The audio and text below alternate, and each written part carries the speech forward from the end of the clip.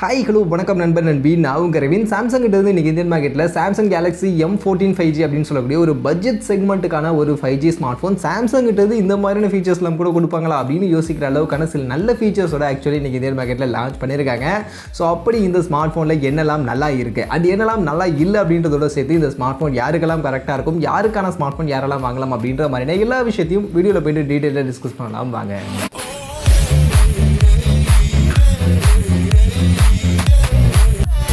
So first இந்த Samsung Galaxy M14 5G இந்த smart ஃபோனுக்கான look இது தான். யூஸ்வலான ஒரு சாம்சங் ஸ்மார்ட் ஃபோனுடைய லுக் தான் கொடுத்துருக்காங்க. 3 colour option, black, blue and silver அப்படின்ற கலர் ஆப்ஷன் அவைலபிளாக இருக்குது. 206 கிராம்ஸ்க்கான வெயிட், 9.4 mm திக்னஸோட கொஞ்சம் பல்கியான கொஞ்சம் வெயிட்டான ஸ்மார்ட் ஃபோனை தான் ஆக்சுவலி இந்த ஸ்மார்ட் ஃபோன் லான்ச் பண்ணியிருக்காங்க. அண்ட் இந்த ஸ்மார்ட் ஃபோன் இந்த அளவுக்கு வெயிட்டாக இந்த அளவுக்கு பல்கியாக இருக்கிறதுக்கான காரணம் இந்த ஸ்மார்ட் ஃபோனுடைய பேட்டரி பேக்கப். ஏன்னா 6000 mAhக்கான ஒரு பெரிய பேட்டரி பேக்கப் இந்த ஸ்மார்ட் ஃபோனில் அவங்க கொடுத்துருக்காங்க. ஸோ இந்த செக்மெண்ட்டில் 6000 mAhக்கான பேட்டரி பேக்கப்போட இவங்க கொடுக்குறது உண்மையிலே எனக்கு ஃபஸ்ட்டு பாசிட்டிவாக இந்த ஸ்மார்ட் ஃபோனில் படுது.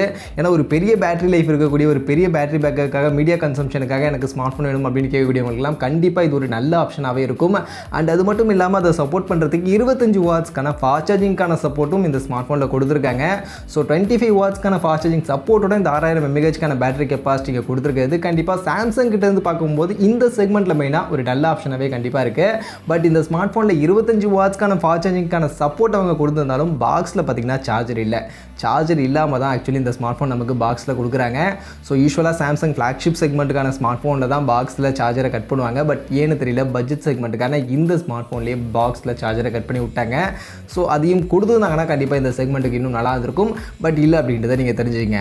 அதே மாதிரி இந்த ஸ்மார்ட் ஃபோனுடைய டிஸ்பிளே அப்படின்னு எடுத்துக்கிட்டோம்னா ஆக்சுவலி இங்கே நமக்கு பார்த்தீங்கன்னா 6.6 இன்ச்சஸ்க்கான சைஸில் ஃபுல் HD ப்ளஸ் ரெசல்யூஷனுக்கான PLS LCD பேனலுக்கான டிஸ்பிளே அப்படின்றது யூஸ் பண்ணியிருக்காங்க.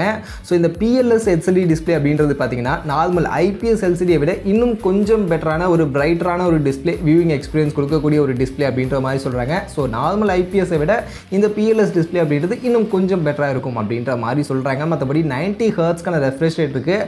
அண்ட் கார்னிங் கிளாஸ் 5க்கான ப்ரொடெக்ஷனோட இந்த ஸ்மார்ட் ஃபோன் எடுத்து வந்திருக்காங்க. ஸோ இதுவும் எனக்கு இந்த ஸ்மார்ட் ஃபோனில் ஒரு மெயின் அட்ராக்ஷன் பாசிட்டிவாக தோணுச்சு. ஏன்னா இப்போ பார்த்தீங்கன்னா 30,000 40,000 செக்மெண்ட்டுக்கான ஸ்மார்ட் ஃபோன்ஸ்லேயே சில ஸ்மார்ட் ஃபோன்ஸ்லாம் பார்த்தீங்கன்னா என்ன ப்ரொடெக்ஷன் கொடுக்குறோம் அப்படின்றதே சொல்லவே மாட்டுறாங்க. அதுலேயும் சில ஸ்மார்ட் ஃபோன்ஸ்லாம் அந்த முக்கியமான ஸ்காட் எக்ஸ்டென்ஷன் மாதிரியான அந்த ப்ரொடெக்ஷன் நம்ம கூட கொடுத்துட்டு இருக்காங்க. பட் அதெல்லாம் இல்லாமல் ஒரு நல்ல ப்ரொடெக்ஷன் கார்னிங் கிளாஸ் 5 அப்படின்ற ஒரு நல்ல வெல் நோன் ஒரு ப்ரொடெக்ஷன் இங்கே கொடுக்குறது கண்டிப்பாக இந்த ஸ்மார்ட் ஃபோனில் எனக்கு ஒரு ஃபீச்சராக பார்க்கும்போது நல்லா இருக்குது, நல்லா பண்ணியிருக்காங்க அப்படின்ற மாதிரி தோணுது.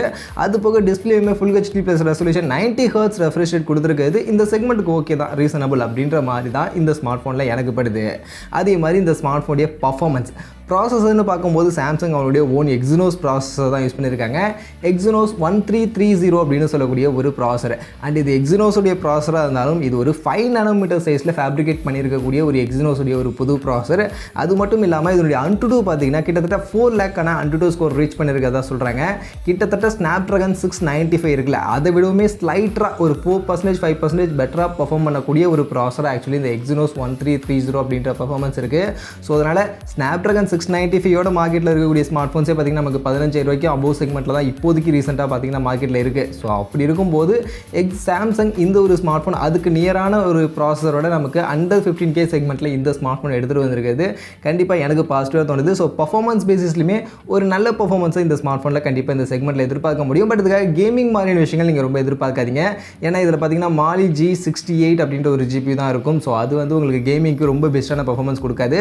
But normal usage multimedia consumption and நார்மலாக ஒரு வீட்டில் இருக்கக்கூடியவங்க யூஸ் பண்ணுறவங்க கேமிங்கை தவிர்த்து யூஸ் பண்ணணும்னு நினைக்கக்கூடியவங்களுக்கு கண்டிப்பாக இது ஒரு நல்ல ஆப்ஷனாக இருக்கும்.